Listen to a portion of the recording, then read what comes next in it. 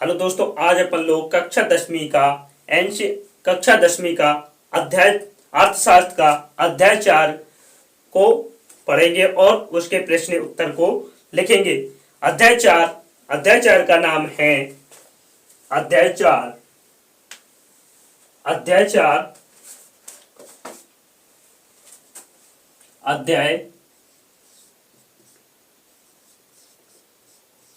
अध्याय 4 वैश्वीकरण की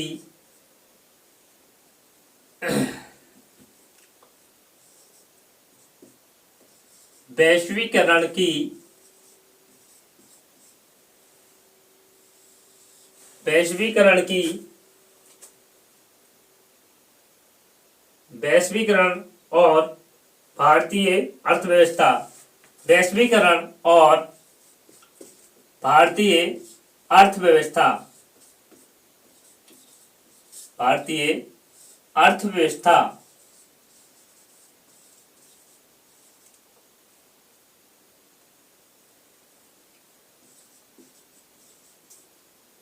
भारतीय अर्थव्यवस्था इसके बारे में आज अपन लोग प्रश्न उत्तर और को समझेंगे और उनको देखेंगे। तो आज अपन लोग कक्षा 10वीं का अर्थशास्त्र आर्थिक विकास की समझ का अध्याय 4 को के प्रश्न उत्तर को लिखेंगे और उनको समझेंगे। अध्याय का नाम है वैश्वीकरण और भारतीय अर्थव्यवस्था। इसके बारे में आज अपन लोग प्रश्न पहला है, वैश्वीकरण से आप क्या समझते हैं? अपने शब्दों में स्पष्ट कीजिए। इसका उत्तर है वैश्वीकरण वह प्रक्रिया है जिसके द्वारा दुनिया के लोग एक ही समाज में एकजुट होते हैं और एक साथ कार्य करते हैं। इस शब्द का उपयोग अक्सर आर्थिक वैश्वीकरण को संदर्भित करने के लिए भी किया जाता है। व्यापार, विदेशी प्रत्यक्ष निवेश, पूंजी प्रभाव और प्रवास और प्रौद्योगिकी के आधार पर के माध्यम से अंतर्राष्ट्रीय अर्थव्यवस्था का एकीकरण हुआ है। भारत सरकार द्वारा विशेष व्यापार एवं विदेशी निवेश की बाधाओं को रखा गया था। भारत सरकार विशेषकर तब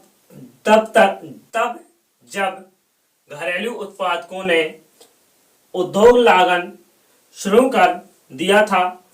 इस समय आयत से प्रतिस्पर्धा बढ़ती है। उद्योगों के लिए एक मौत का झटका होगा। इसलिए भारत ने केवल आवश्यक वस्तुओं के आपात की अनुमति दी। बाद में सरकार इन बाधाओं को दूर करना चाहती थी, क्योंकि ऐसा लागत था कि घरेलू उत्पादकों विदेशी उद्योगों के साथ प्रतिस्पर्धा करने के लिए तैयार थे। ऐसा लगा कि विदेशी प्रतिस्पर्धा वास्तव में भारतीय उद्योगों द्वारा उत्पादित वस्तुओं की गुणवत्ता में सुधार करेगी। प्रश्न तीसरा है, कानूनों में लचीलापन कंपनियों को कैसे मदद करेगा? इसका उत्तर है श्रम यानी मजदूर कानूनों में लचीलापन कंपनियों को प्रतिस्पर्धा और प्रगतिशील होने में मदद करेगा। श्रम कानूनों में ठीक देखकर कंपनी प्रमुख बाजार की स्थितियों के आधार पर मजदूरी पर बातचीत कर सकता है और रोजगार को समाप्त कर सकता है। इससे कंपनी की प्रतिस्पर्धा में वृद्धि होगी। उद्योग स्थापित होने से नए रोजगार भी बढ़ेंगे। प्रश्न चौथा है, दूसरे देश में बहुराष्ट्रीय कंपनी किस प्रकार उत्पादन पर नियंत्रण स्थापित करती हैं? उत्तर है बहुराष्ट्रीय कंपनी की स्थापना या नियंत्रण दूसरे देशों में उत्पादन घरेलू कंपनियों को खरीदना या उनके लिए बाद के काम करने के विभिन्न तरीके हैं। कभी कभी बहुराष्ट्रीय कंपनी घरेलू उत्पादकों उद्योगों की बड़े पैमाने पर उपज खरीदती हैं और फिर उन्हें अपने ब्रांड या नाम के तहत विदेशों में अधिक दरों पर बेचती हैं। बहुराष्ट्रीय कंपनियां व्यापार स्थापित करती हैं।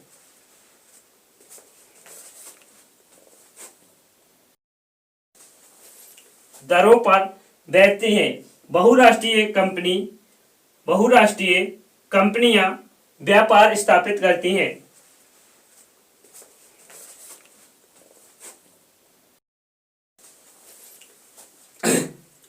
करने के लिए विकासशील देशों की ओर देखती है, क्योंकि ऐसा स्थानों पर श्रम लगता है बहुत कम है। पांचवा है, विकसित देश विकासशील देशों से अनेक व्यापार और निवेश का उदारीकरण क्यों चाहते हैं, और क्या आप मानते हैं कि विकासशील देशों को भी बदले में ऐसी मांग करनी चाहिए?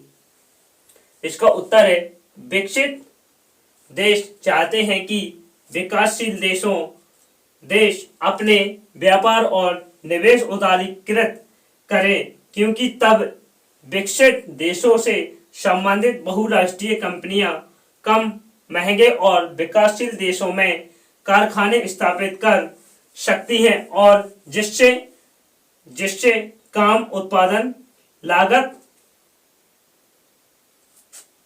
समान बिक्री के मूल्य के साथ मुनाफा बढ़ता है। मेरी राय में आयात से प्रतिस्पर्धा के खिलाफ घरेलू उत्पादकों के आधार पर स्थापित करने के लिए बहुराष्ट्रीय कंपनी पर शुल्क लगाया जाना चाहिए। प्रश्न छठवां है, वैश्वीकरण का प्रभाव एक समान, इस कथन को अपने शब्दों में व्याख्या कीजिए। इसका उत्तर है, वैश्वीकरण का प्रभाव एक समान नहीं रहा है।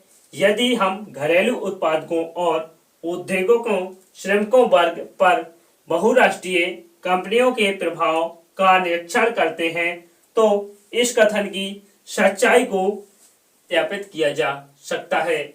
सस्ते आयात से प्रतिस्पर्धा के कारण बैटरी, कैपेसिटर, प्लास्टिक, खिलौने, टायर, डेयरी उत्पाद और वनस्पति तेल जैसे सामानों के छोटे उत्पादकों को कड़ी चोटी लगा दी है। इसके अलावा श्रमिक अब बढ़ती प्रतिस्पर्धा के मद्देनजर नजर की सुरक्षा कम हो गई है। अब सबके लिए वैश्वीकरण की निष्पक्ष बनाने का प्रयास किया जा रहा है, क्योंकि यह एक विश्वव्यापी घटना बन गई है। निवेश, व्यापार और निवेश नीतियों के उदारीकरण वैश्वीकरण में क्या सहायता पहुंचाती है? इसका उत्तर है, व्यापार और निवेश नीतियों के उदारीकरण विदेशी व्यापार और कई विकासशील देशों ने घरेलू उत्पादन की रक्षा के लिए विदेश से आयात और निवेश पर बाधाओं को हटा दिया। इस प्रकार उदारीकरण ने वैश्वीकरण को अपने अधिक फैला दिया, क्योंकि अब व्यवसायों को आयात और निर्यात पर अपने निर्णय लेने का अनुमति थी। प्रश्न 8वां है, विदेशी व्यापार विभिन्न देशों के बाजारों के एकीकरण में किस प्रकार मदद करता है? यह दिए गए उदाहरण में भिन्न उदाहरण सहित व्याख्या कीजिए।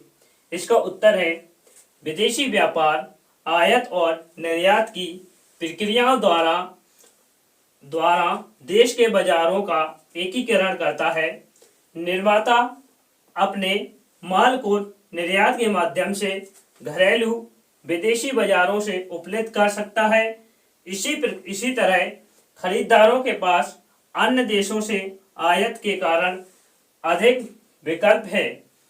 इस तरह से विदेशी व्यापार के माध्यम बाजारों को एकीकरण किया जाता है। जैसे भारत में प्लास्टिक के खिलौने चीन से आयात किए जाते हैं।